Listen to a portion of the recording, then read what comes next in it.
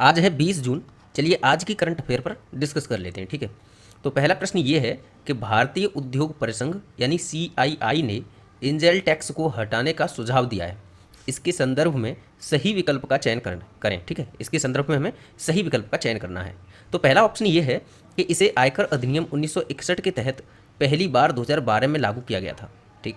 दूसरा कह रहा है कि यह टैक्स गैर सूचीबद्ध कंपनियों द्वारा जारी शेयरों से जुटाई गई पूंजी पर लगाया जाता है, ठीक। और तीसरा ऑप्शन कह रहा है यह टैक्स मनी लॉन्ड्रिंग पर अंकुश लगाता है और व्यवसायियों के लिए कर मानदंडों के पालन की प्रक्रिया को आसान बनाता है, ठीक है। और चौथा ऑप्शन कह रहा है कि उपर्युक्त सभी, यानी कि सभी विकल्प सही है। तो इसमें जो सही उत्तर है वो है डी, यानी कि दिए गए सारे के सारे विकल्प सही है, ठीक है। देखो ये जो एंजल टैक्स है ये UPSC में भी आया हुआ है एक बार प्रश्न, और ये UPPCS में भी एक बार आया हुआ है, और पंजाब सिविल सर्विस में भी ये आया हुआ है। और ऐसा ही पंजाब सिविल सर्विस का जो प्रश्न था वो ठीक ऐसा ही था। इसमें जो 3 पॉइंट हैं यही 3 पॉइंट थे, ठीक है। अब देखो ये आगे जो हमने इसकी जो एक्सप्लेनेशन में लिखा है कि यह तब लगाया जाता है जब जारी किए गए शेयरों की कीमत कंपनी के उचित बाजार मूल्य यानी फेयर मार्केट वैल्यू से अधिक होती है।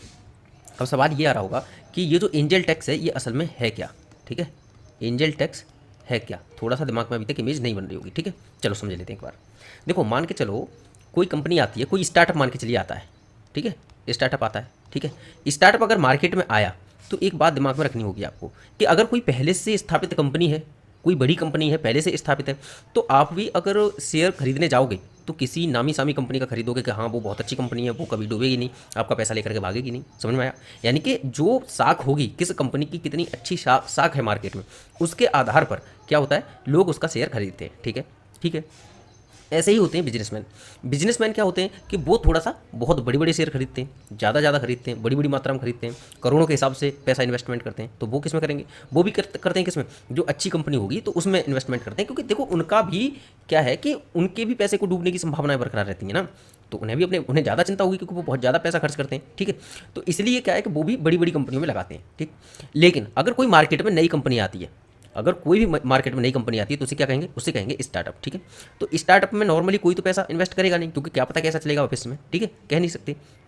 लेकिन अगर कुछ लोग आएँ और स्टार्टअप में अगर पैसा इन्वेस्ट करें, कुछ लोग आएँ और वो स्टार्टअप में पैसा इन्वेस्ट करें, तो जो लोग पैसा इन्वेस्ट करेंगे स्टार्टअप में वो पता है क्या कहे जाएंगे?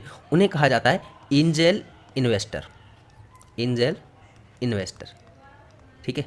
यानी ये तो एक मतलब चमत्कारिक हो गया एक तरीके से कहा जाए तो। ये तो उसकी मतलब जो स्टार्टअप है उसकी स्टार्टअप की ज़िंदगी में एंजल का रूप धारण कर रहे हैं। एंजल मतलब कोई बाहरी शक्ति, यानी कि कोई ऐसी शक्ति जो आपके लिए बहुत मतलब आपने उसके लिए कुछ नहीं किया है लेकिन वो आपके लिए एकदम मेहरबान हो जाए, ठीक है, तो वो हो जाता है एंजल, ठीक है। तो इनके लिए क्या कहा जाता है? स्टार्टअप में जो पैसे लगाएं उनको कहा जाता है एंजल इन्वेस्टर, ठीक है। लेकिन अब स्टार्टअप को थोड़ा सा देखो सही ढंग से कि स्टार्टअप ना, कुछ स्टार्टअप मार्केट में आते हैं तो वो कुछ फेस वैल्यू के साथ में आते हैं। यानी स्टार्टअप तो है लेकिन उसका ना इसने शेयर तो अभी जारी किया है, ठीक है। स्टार्टअप ने शेयर तो अभी जारी किया है लेकिन इससे पहले ये मार्केट में था पहले से ही, ठीक है। ये IPO लेके आया है अभी, ठीक है, IPO लेके आया है, इसमें इन्वेस्ट करना है। लेकिन इससे पहले ये स्टार्टअप ऐसा था कि इसकी वैल्यू है ठीक ठाक, ठीक है, इसकी कंपनी का जो मैनेजमेंट है वो ठीक ठाक है और इसकी ना मार्केट में ठीक ठाक पहुँच है, ठीक है। तो और इसके भविष्य में आगे बढ़ने की संभावनाएं भी बरकरार है। तो ऐसे स्टार्टअप जिनको ये लगता है कि इनके भविष्य में बढ़ने की संभावनाएं बरकरार हैं और ये भविष्य में ठीक ठाक ग्रोथ कर सकते हैं और इनकी मार्केट में इनकी वैल्यू बहुत अच्छी है, तो वो पता है क्या करते हैं कि जो शेयर जारी करते हैं, तो जब शेयर जारी करे जाते हैं तो क्या होता है कि एक कोई शेयर जारी किया उस पर लिखा होगा 10 रुपये, यानी कि जो शेयर है ना एक शेयर इज इक्वल टू 10 रुपये है, ठीक है। एक शेयर इज इक्वल टू 10 रुपये है, यानी कि कोई व्यक्ति 10 रुपये में इस शेयर को खरीदेगा, ठीक है, 10 रुपये में शेयर को खरीदेगा और ऐसे ही 10 शेयर खरीद लेगा तो वो कितने पैसे देगा? 100 रुपये देगा। क्लियर हुई बात? और इस व्यक्ति के पास शेयर कितने हो जाएंगे? 10 शेयर, ठीक है, ये क्लियर हो गया। लेकिन ऐसे स्टार्टअप जिनको ये लगता है कि इनके पास मार्केट वैल्यू है, फेस वैल्यू है, तो वो पता है क्या करते हैं? वो एक काम करते हैं कि जो शेयर जारी करते हैं ना, शेयर पर लिखेंगे 10 रुपये, ठीक है, लेकिन वो बेचेंगे कितने में? उसको बेचेंगे वो 15 रुपये में। अब इसका मतलब पता है क्या हुआ कि ये जो 10 रुपये हैं ये है इस शेयर की फेस वैल्यू, ठीक है, लेकिन ये बेच कितने में रहे? ये बेच रहे हैं इसको 15 रुपये में, ये इनकी आ गई मार्केट वैल्यू। तो ये जो 10 रुपये है ना, इन 10 रुपयों को जो इसकी फेस वैल्यू है उसे फेयर मार्केट वैल्यू भी कहा जाता है। इस फेस वैल्यू को क्या कहा जाएगा? Fair market value. यानी कि अगर कोई इन्वेस्टर आता है तो अगर इनमें से अगर वो 10 शेयर खरीदता है तो इसके पास जो होल्डिंग कैपेसिटी होल्ड कितने का करेगा? होल्ड कर रहा है 100 रुपये के शेयर, लेकिन इसको खरीदा उसने कितने में है, इनको खरीदा है उसने 150 रुपये में। ये समझ में आई बात या नहीं? यानी कि जो स्टार्टअप था, स्टार्टअप ने जो एक्स्ट्रा पैसे ले लिए, क्यों ले लिए? अपनी अपनी जो मार्केट में पहुंचे जो वैल्यू है उसके आधार पर। तो अब इस स्टार्टअप ने जो 50 रुपये ज़्यादा लिए हैं ना, ये जो 50 रुपये ज़्यादा लिए हैं, इन्हीं 50 रुपयों पर जो टैक्स लगता है, जो टैक्स लगता है वो टैक्स पता है क्या होता है? वो टैक्स होता है एंजल टैक्स। क्या बात क्लियर हुई? ठीक है। अब एक बार अगर समझ में नहीं आया हो तो एक बार इसको दोबारा से देख लेना, एकदम से समझ में आ जाएगा। ठीक है, आगे बढ़ते हैं। तो जो अगला प्रश्न है वो है तिमोर सागर में स्थित बैडूट द्वीप, यानी कि बैडूट आइलैंड, यानी कि बैडूट आइलैंड। ठीक है, बैडूट आइलैंड निम्नलिखित में से किस देश से संबंधित है? ऑप्शन है तिमोर ईस्ट, दूसरा है इंडोनेशिया, तीसरा है पापुआ न्यू गिनी और चौथा है ऑस्ट्रेलिया। तो इसमें से हमें सही विकल्प का चयन करना है। तो इसमें से जो सही विकल्प है वो है डी, यानी कि ऑस्ट्रेलिया। ठीक है, ऑस्ट्रेलिया उत्तर होगा। अब एक बार ना इसको देखो, ये अर्थ है, ठीक है, अब ये अर्थ है और अर्थ में ये है ऑस्ट्रेलिया कॉन्टिनेंट। ठीक है, अब ऑस्ट्रेलिया कॉन्टिनेंट का ना ये वाला रीजन एक बार दिमाग में रखना है, क्योंकि हम इसी रीजन की बात करने जा रहे हैं। ठीक है, तो आ जाओ, देखो हमने देखा ये वाला रीजन, ठीक है, ये वाला रीजन देखो, ये क्या है? ये है तिमोर सी। ठीक है, तिमोर सी है ये, और यहाँ जो हम बैडोट आइलैंड की बात कर रहे हैं वो है इस स्थान पर। इतना छोटा है कि मैप में वो सही से नहीं दिख रहा था। ठीक है, तो हम ऐसे ही केवल बता सकते हैं सिंबॉलिक रूप से कि यहाँ पर है। देखो एक बार यहाँ पर, ठीक है, ये है बैडोट आइलैंड इस जगह पर। अब एक और बात दिमाग में रखनी है कि आपने ये तो समझ लिया बैडोट आइलैंड कहाँ पर है, लेकिन ध्यान रखना इसको गिना जाता है तिमोर सी में। ठीक है, तिमोर सी ऊपर है ये, लेकिन इसको कहाँ गिना जाता है? तिमोर सी में। एक और चीज़ याद रखना कि ये इंडोनेशिया के आइलैंड है, ये आपको पता ही होगा, ये पापुआ न्यू गिनी है, आपको पता ही होगा। ये दिमाग में रखना, ये है केप यॉर्क पेनिनसुला। क्या है ये? Cap York peninsula, peninsula. ठीक है, और ये क्या है? ये है आपका गल्फ ऑफ कारपेंट्रिया, यानी कारपेंट्रिया की खाड़ी। ठीक है, कारपेंट्रिया की खाड़ी। ठीक, ये बात क्लियर हुई? ठीक है, तो ये चीज़ आपको दिमाग में रखनी है। और ये देखो जो ऑस्ट्रेलिया है ना, वो 1 2 3 4 5 6 राज्यों में बटी हुई है। कितने? 6 राज्यों में। ठीक है, ये पता है आपको। ठीक है, 6 राज्यों में बटी हुई है। ये है वेस्टर्न ऑस्ट्रेलिया, ये है नॉर्दर्न टेरिटरी, ये है साउथ ऑस्ट्रेलिया, ये है क्वींसलैंड, ये है न्यू साउथ वेल्स और ये है विक्टोरिया प्रांत। ठीक है, अब राजधानी क्या है ऑस्ट्रेलिया की? वो है कैनबरा। अब सवाल ये आता है कि जो राजधानी कैनबरा है ऑस्ट्रेलिया की, वो किस राज्य में है? क्वींसलैंड में है, न्यू साउथ वेल्स में है, विक्टोरिया में है, और ऐसे ही करके 4 ऑप्शन आएंगे, आपको क्या उत्तर चुनना है? वो है न्यू साउथ वेल्स में। ठीक है, और ये है तस्मानिया। क्या है ये? Tasmania, Tasmania. इसको भी दिमाग में रखना है। और सवाल ये है कि जो ऑस्ट्रेलिया है, ऑस्ट्रेलिया की मुख्य भूमि और तस्मानिया को बीच में जो विभाजित करती है एक संधि, उस संधि का नाम बताना है, क्योंकि हमने ये संधि आपको कईयों बार बताई है। ठीक है, इस संधि का नाम बताना है। और पता है क्या याद रखना है? एक महत्वपूर्ण बात और, कि तस्मानिया को जो मुख्य भूमि है ऑस्ट्रेलिया की, जो विभाजित करती है, तो पता है क्या हो सकता है? कभी कभार जो संधि आएगी ना, वो संधि का मैं नाम नहीं लेना चाह रहा, आपको बताना है कमेंट सेक्शन में। ठीक है, तो सवाल ये आ सकता है कि वो संधि तस्मानिया तथा ऑस्ट्रेलिया के किस राज्य के बीच स्थित है? हो सकता है न्यू साउथ वेल्स आ जाए, हो सकता है क्वींसलैंड आ जाए, हो सकता है नॉर्दर्न टेरिटरी आ जाए, या साउथ ऑस्ट्रेलिया आ जाए, या फिर आ जाए विक्टोरिया। तो ये आपको दिमाग में रखना है कि विक्टोरिया और तस्मानिया के बीच में है। ठीक है, ये इतना चीज़ आपको दिमाग में रखनी है। ठीक, आगे बढ़ते हैं। कह रहा है कि अध्ययन के अनुसार अप्रैल 2023 को आए चक्रवात इल्सा, ये दिमाग में रखना है, क्या नाम है इसका? चक्रवात इल्सा ने बैडोट आइलैंड के 80 से 90% समुद्री पक्षियों को समाप्त कर दिया है। ठीक है, इसीलिए चर्चा में बना हुआ है। इन पक्षियों में मुख्यतः मास्टेड बूबी, ब्राउन बूबी और लेसर फ्रिगेट बर्ड शामिल है। ठीक है, अब देखो ये जो 3 नाम आए ना, इनको याद रखना है। पता है क्यों? क्योंकि ये पूछे जा सकते हैं कि हाल ही में चर्चा में रही ये 3 शब्द, 3 नाम दे देगा, किससे संबंधित है। ठीक है, आगे कह रहा है चक्रवात इल्सा को श्रेणी 5 का चक्रवात बताया गया था, और यह उष्णकटिबंधीय चक्रवात था। ठीक है, यानी कि ट्रॉपिकल साइक्लोन था। ठीक है, ट्रॉपिकल साइक्लोन था। देखो एक बार हमारे पास कमेंट आया था कि ट्रॉपिकल साइक्लोन और सब ट्रॉपिकल साइक्लोन, यानी कि उष्णकटिबंधीय चक्रवात और उपोष्णकटिबंधीय चक्रवात के बीच में हमें क्या करना था? बताना था, दोनों में अंतर क्या था, और कंफ्यूज हो जाते थे। ये बताया था किसी ने, मतलब ये कहा था किसी ने अपनी कमेंट सेक्शन में। ठीक है, तो हम क्या करेंगे, किसी दिन इन दोनों का ऐसा डिवीजन करेंगे, इतने अच्छे से समझाएंगे कि फिर कभी नहीं भूलोगे। एकदम से दोनों के बीच में एकदम चित्र खिंच जाएगा। कहीं पर भी आप चक्रवात और इन दोनों के बीच में वही चक्रवात नाम आ गया, तो इसका मतलब ये नहीं दिमाग में आ रहा है कि उष्णकटिबंधीय होगा या उपोष्णकटिबंधीय होगा। आप केवल चक्रवात का स्थान समझ के ये बता दोगे कि वहां पर उष्णकटिबंधीय चक्रवात आया होगा या उपोष्णकटिबंधीय चक्रवात आया होगा। ठीक है, हम इस तरीके से समझा देंगे, टेंशन मत लो। आगे आते हैं। बैडोट आइलैंड एक छोटा पश्चिमी ऑस्ट्रेलियाई द्वीप है, ये पता है, यह तिमोर सागर में स्थित है। ठीक है, इंग्लिश वाले यहाँ से पढ़ लेना। आगे बढ़ते हैं। अगला प्रश्न है कि निम्नलिखित विकल्पों को पढ़कर सही विकल्प का चयन करना है। ठीक है, पहला विकल्प है कि हाल ही में चीफ ऑफ डिफेंस स्टाफ ने साइबर स्पेस ऑपरेशंस के लिए भारत का पहला जॉइंट डॉक्ट्रिन जारी किया है। अगला ऑप्शन कह रहा है कि यह सिद्धांत, डॉक्ट्रिन मतलब सिद्धांत, साइबर स्पेस में ऑपरेशंस की योजना बनाने तथा संचालन में सशस्त्र बलों के कमांडरों, कार्मिकों और प्रैक्टिशनर्स को अवधारणा के स्तर पर मार्गदर्शन प्रदान करता है। ठीक है। और तीसरा ऑप्शन कह रहा है कि यह तीनों सेनाओं, थल सेना, नौसेना और वायुसेना के बीच सामंजस्य एवं एकीकरण को बढ़ावा देता है। हमें क्या करना था, इसमें से सही विकल्प का चयन करना था। तो इसमें से जो सही विकल्प है वो क्या है, डी, यानी कि दिए गए सभी के सभी विकल्प सही है। ठीक है, देख लेते हैं एक बार। देखो, चीफ ऑफ डिफेंस स्टाफ के पास कोई मिलिट्री कमांड नहीं होती है, पहला ये याद कर लेना। दूसरा, वह तीनों सेनाओं के अध्यक्षों का मिलिट्री कमांडर भी नहीं होता है। ठीक है, ये भी याद कर लेना, महत्वपूर्ण है ये। यह एक 4 स्टार जनरल रैंक का सैन्य अधिकारी है।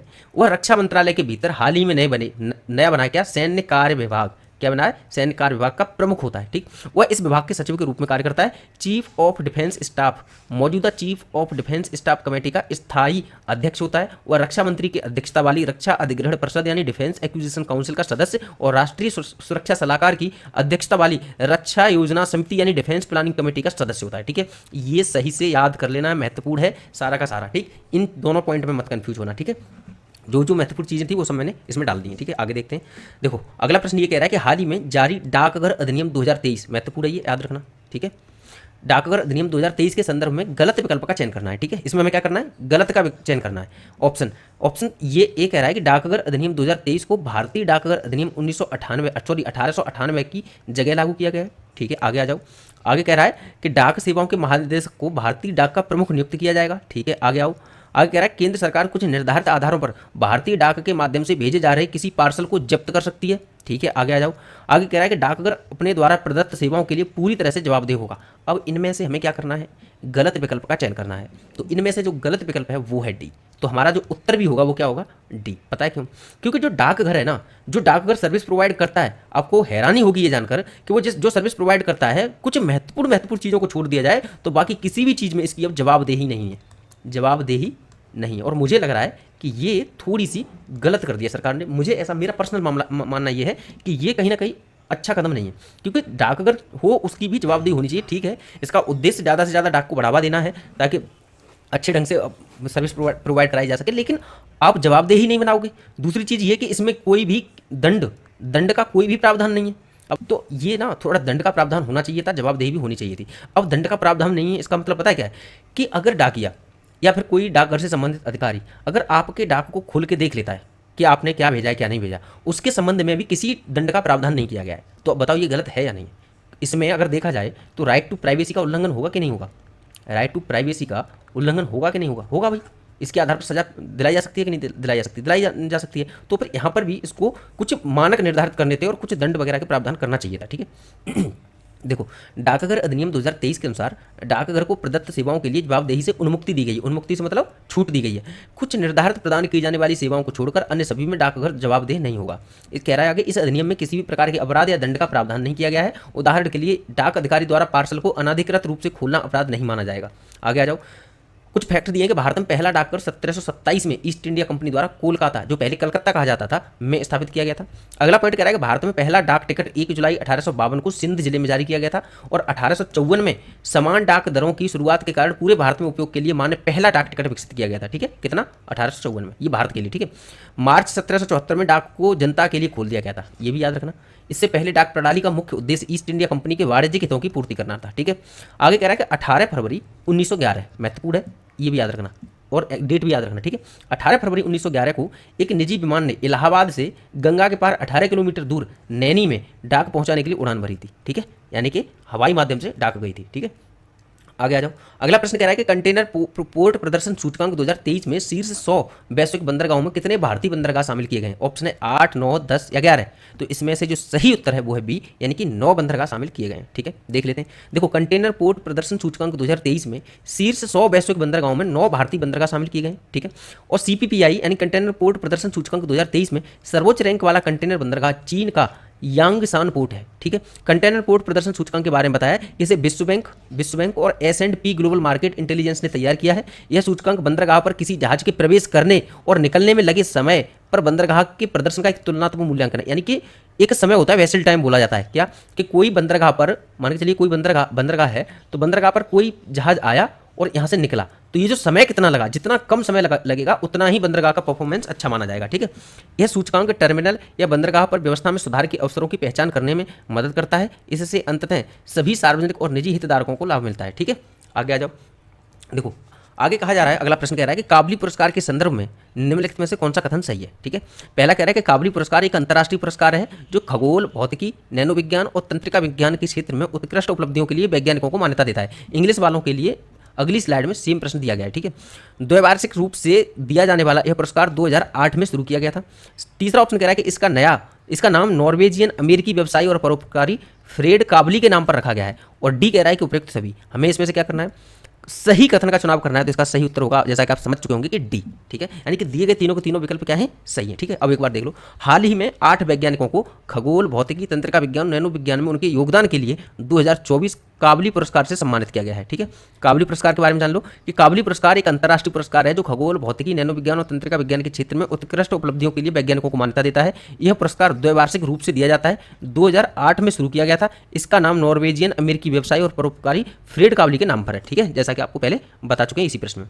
आगे आ जाओ, अगला प्रश्न कह रहा है कि निम्नलिखित में से किस राज्य की पुलिस ने मिशन निश्चय लॉन्च किया है। ऑप्शन है उत्तर प्रदेश पुलिस, दूसरा है राजस्थान पुलिस, तीसरा है महाराष्ट्र पुलिस और चौथा है पंजाब पुलिस। तो इसका जो सही उत्तर है वो है डी, यानी कि पंजाब पुलिस। अब देखो याद क्या रखना है, सबसे ज़्यादा जरूरी ये याद रखना है कि ड्रग्स के खिलाफ एक सप्ताह का अभियान, ये क्या है, ड्रग्स के खिलाफ है। बस ये दिमाग में रखना है, निश्चय किससे संबंधित है, ड्रग्स के खिलाफ है। ठीक है, देखो पंजाब पुलिस, सीमा सुरक्षा बल यानी बीएसएफ और ग्राम रक्षा समितियों वीडीसी के साथ मिलकर फाजिल्का जिले में ड्रग्स के खिलाफ एक सप्ताह का अभियान चलाएगी। ठीक है, आगे आ जाते हैं, ये है वन लाइनर। ठीक है, क्या है ये, वन लाइनर प्रश्न है आपके, देख लेना एक बार। देखो, प्रख्यात बाल फिल्म निर्माता विनोद गनात्रा को फिल्मों में उनके योगदान के लिए दक्षिण अफ्रीका के प्रतिष्ठित Nelson Mandela lifetime achievement award से सम्मानित किया गया है। ठीक है, अब देख लो एक बार, Vinod Ganatra Nelson Mandela lifetime achievement award से सम्मानित होने वाले पहले भारतीय बन गए हैं। ठीक, ये याद रखना, ये इंपॉर्टेंट है। ठीक है, आगे आ जाओ, अगला कह रहा है कि हाल ही में जारी पर्यावरण प्रदर्शन सूचकांक 2024 में भारत की रैंक 176 है। ठीक है, ये याद रखना।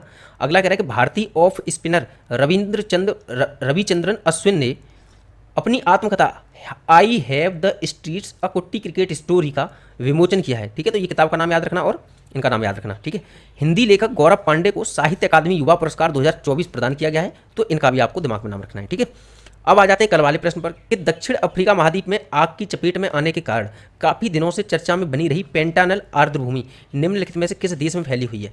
ऑप्शन है बोलीविया, उरुग्वे, पराग्वे, ब्राजील। इनमें से चार में से हमें इनमें से चुनाव करना है कि कौन सा सही है, 1 2 1 2 3 2 3 4 या 1 3 4। तो इसका जो सही उत्तर है वो है डी, यानी कि 1 3 4। 1 3 यानी कि बोलीविया, पराग्वे और ब्राजील। एक बार ना इसको देख लेते हैं। देखो ये है, ये क्या है, ये जो आप क्षेत्र देख रहे हो ना, ये है पेंटानल आर्द्रभूमि। ठीक है, अब देखो कौन सा देश है, ये है ब्राजील। ठीक है, ब्राजील। दूसरा क्या है, ये है बोलीविया। ठीक है, बोलीविया। ठीक है, तीसरा क्या है, तीसरा है पराग्वे। ठीक है, पराग्वे। ये 3 देश हो गए, बोलीविया, पराग्वे और ब्राजील, यानी कि 1 3 4, यानी उत्तर होगा डी। ठीक, अब देखो याद क्या रखना है, हमने बताया था कि बोलीविया और पराग्वे यानी कि बीपी, ये दोनों देश क्या है, लैंड लॉक्ड कंट्री है। कहाँ पर, साउथ अमेरिका में। ये साउथ अमेरिका कॉन्टिनेंट है, ये याद रखना। ठीक है, हमने समझा चुके हैं हालांकि इसको पहले। अब जो आज का प्रश्न है कि ईयर बुक 2024 ये किसकी है, SIPRI की। ठीक है, सिपरी की ईयरबुक 2024 हथियार निरस्त्रीकरण और अंतर्राष्ट्रीय सुरक्षा रिपोर्ट के अनुसार भारत के पास कितने परमाणु हथियार हैं। ऑप्शन है 110, 120, 150 या 172।